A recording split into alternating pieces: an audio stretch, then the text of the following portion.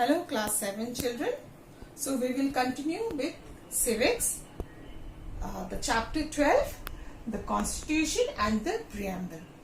As I had told you earlier, we have divided this lesson in two halves, the constitution and the preamble. So we'll just, before we begin the preamble, let's recall what is constitution, what we had done in our previous class. So constitution is what? It's a document that express the rights and duties of the citizens and how a government should function. And then who has framed the constitution? The Constituent Assembly has framed the constitution. And then when we had adopted and when it came into force, we had adopted it in the year 1949, 26th of November. And that came into force in 1950, 26th January, which we celebrate as Republic Day. And today we are going to do these things. That is the preamble. We will learn what is the preamble, and then the source of the constitution, the nature of the state, that is the nature of the constitution, and what is written there, and then the main objectives of the constitution. So we will talk what is preamble. Now in our book you will see every book has got contents, index, that tells us what a book has, what does a book contains. So here also for our Constitution of India we have got a preamble which tells us, which is actually the introduction of the constitution, and then that through that preamble we come to know what type of constitution we have, and then what are the main objectives. It also tells us the vision of the framer of the constitution, what they have thought before framing these constitution, these rules and regulations for the benefit for the society of our nation. So preamble is what? It's an introduction. We will read from your book. It's an introduction to the constitution. Okay. Now let's read that that passage. What is a preamble? So let's see. Now the preamble is an introduction to the constitution. It helps us to understand the vision and the aspirations of the framers of our constitution. So what they have thought that the India should be, accordingly they have framed the constitution. Now the preamble tells us about the source of the constitution, that we are going to study. What is from where do we get this constitution, what is the source, the nature of the state and its main objective. The Constitution of India. We, the people of India, having solemnly resolved to constitute India into a sovereign, socialist, secular, democratic republic, and to secure to all its citizens justice, social, economic and political, liberty of thought, expression, belief, faith and worship, equality of status and of opportunity, and to promote among them all fraternity, assuring the dignity of the individual and the unity and integrity of the nation. In our Constituent Assembly, this 26th day of November 1949, do hereby adopt, enact, and give to ourselves this Constitution. So, the source of the Constitution now. So, in the just now we read in the preamble what? We, the people of India. So we are the one, we are the source of the constitution. That means what? Because, so what? We, who are we? We, the citizen of India. We are the source of the constitution, and then we give the authority to the what? So we are the people who gives what? Authority to the government.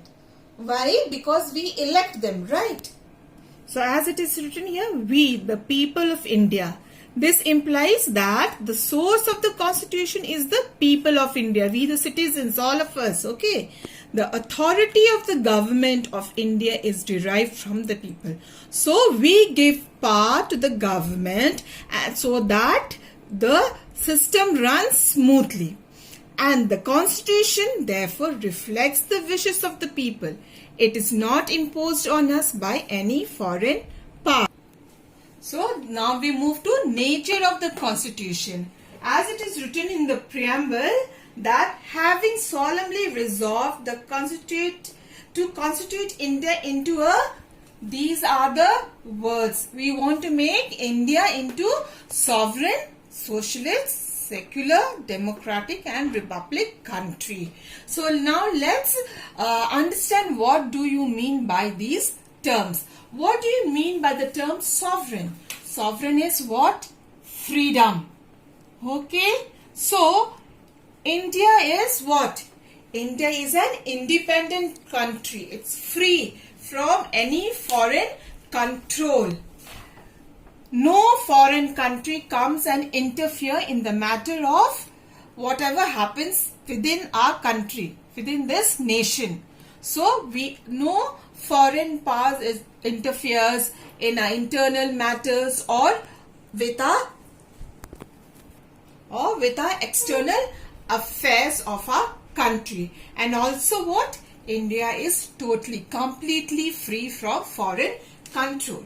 Now, next we move to socialist. Now, this two term, once the constitution was framed, that time this two term was not added.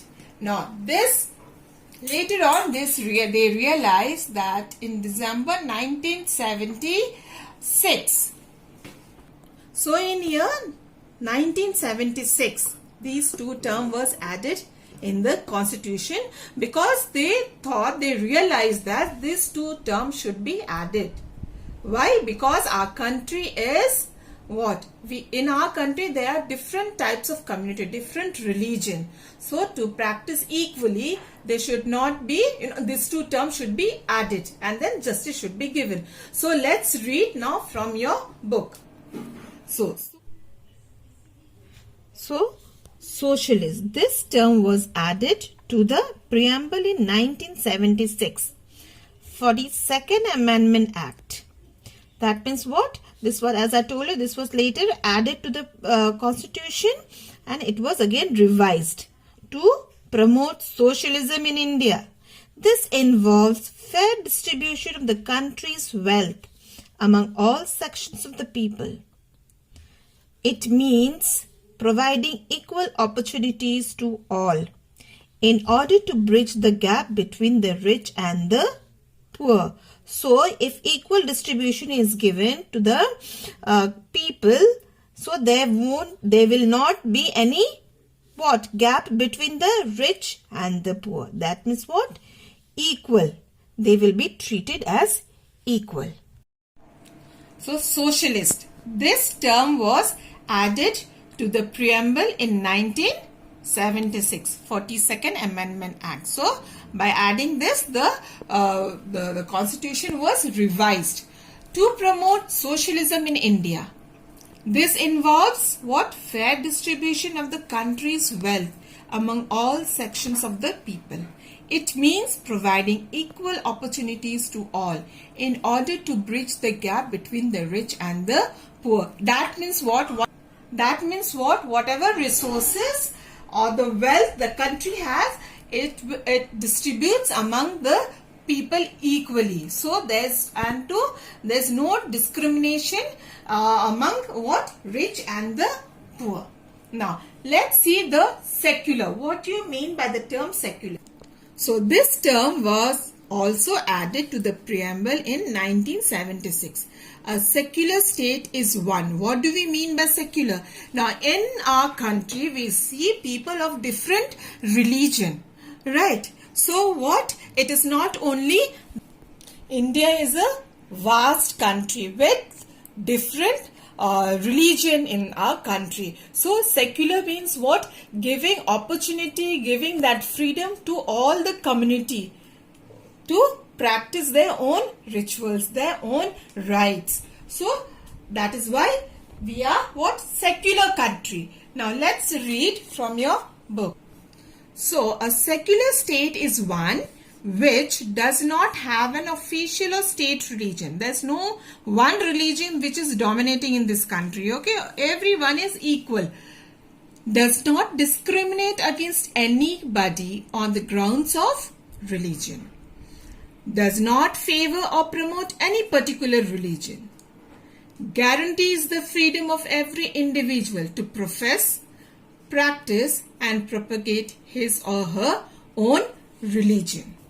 Now we move to the next point, that is the next nature, that is democratic. So India is a democratic country, which means that the people of India have the power to elect a government of their own choice. And you know, by how? By voting, through voting system. So after the age of from 18 years you can start voting. So we can choose our own government by voting and govern the country through the elected representative.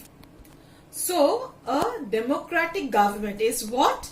Government of the people, by the people and for the people. So we elect the government, we have the power to elect the government by our own choice and they are for the people.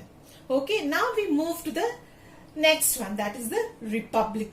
What type of country we are? Republic country. What do you mean by this republic? It means that a republic state where the head is an elected official, not a monarch or a dictator. So what? India has an elected head of the state, that is the president. So we have the head, the president, who rules for whose tenure is 5 years, and then this is not hereditary. And we don't have dictatorship in our country. We are republic country. Now we come to the objective of the constitution. As we read in the preamble, what the terms were? Justice, liberty, equality and fraternity. So what, by the term justice itself, we can understand what? The nation, country does not discriminate people if they are coming from which background or they are from which religion, whether they are is man or she is woman. So justice is given to on the basis of, not on the basis of what they are from or how much property do they have, but they are given what is right and what is wrong, be it rich or poor. So justice, all citizens are equal in the eyes of law. Justice shall not be denied to anybody on the basis of place of birth, race, caste, creed, sex, status or religion. Every individual will get what is he or she due. What is his or her due. Now next is what? Liberty. What do we mean by the term liberty? Means what? At least every citizen of India should have fundamental rights. And what are those rights? The basic rights, like what? Freedom to think and then to express oneself, and the freedom to follow the religion of one's choice. So whichever community he belongs to, he is given that freedom to practice their own religion. And then what? Freedom to think and express their own views. Next we come to the term equality. By the term equality, you understand? Equal. That means what? Given equal rights, or what? No discrimination is made among the people. The state shall not discriminate between people on the basis of the place of birth, sex, caste, creed, race, religion or wealth. All the citizens are equal before the law. That is what? Equality. Then we come to fraternity. Fraternity means what? Feeling of oneness. So We should have that feeling of oneness and brotherhood in this country. Otherwise, our country will not go ahead. It will not progress if we don't have the feeling. So the book says a democracy can work only if there is a spirit of brotherhood and oneness among the different sections of society. So, a democracy can work only if there is a spirit of brotherhood and oneness among the different sections of society. This is aimed at removing social barriers between Indians belonging to different communities. So, we come to the end of the chapter is, we may belong to diverse social groups, okay, from different community we come, but we are first and foremost Indians. When this feeling of being one people is promoted and firmly established, social evils such as untouchability and communalism can be removed. Harmony will prevail and the country can progress, united towards its goal of securing justice, liberty and equality for all its citizens. So, my dear children, we have come to the end of our civics chapter, that is the Constitution and the Preamble. So what I expect you is, so what you'll do, children, you will read the chapter, then follow my video and also read the mind map. That becomes easy to remember the points and then relate it. Then important words. Now leave that. We'll go to the next page 123 where you will do exercise section A, B, C and D in your book itself. Okay, but what is right, what is wrong, then choose the correct answer and match the following. Then section E and F, what you'll do, you will do in your history copy.